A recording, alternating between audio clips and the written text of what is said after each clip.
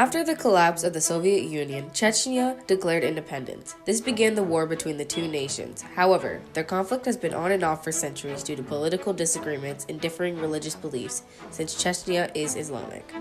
It takes form in political disagreement, direct fighting, and terrorism. Political disagreement over who did or should control Chechnya and who should live there, such as Chechens being sent to Asia during the 1950s. Direct fighting is shown through the Russian and Chechen War, beginning when Russia sent troops into Chechnya.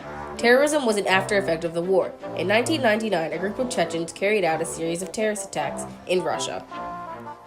The spatial extent expands all the way to Central Asia, where many Chechens were sent in the 1950s, though most of it takes place in Russia and Chechnya, since the main issue of the conflict is Chechnya's independence. Neighboring countries are also affected due to displaced Chechens or migrants fleeing the conflict.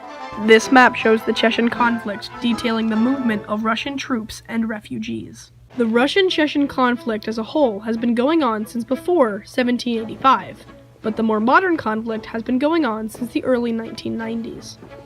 Around 160,000 civilians and soldiers have died just from the past two Chechen wars.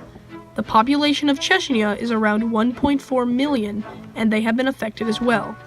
The rough total of people affected from the Chechen conflict is around 1.6 million. The United States' fight against terror is a good reason for it to be interested in the war against Chechnya.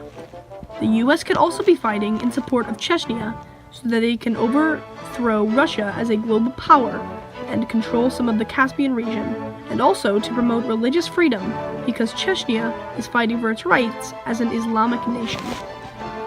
Proven by the Cold War, Russia has access to multiple nukes that, if they were to use on Chechnya, could change the entire landscape of the world. The Chechen conflict will most likely end with Russians taking over Chechnya. This is because of Russia's larger size and military, which would likely allow them to crush the small nation's insurgency. However, if another country of greater strength than Chechnya were to join their conflict against Russia, such as the United States, then they might have a chance of beating Russia.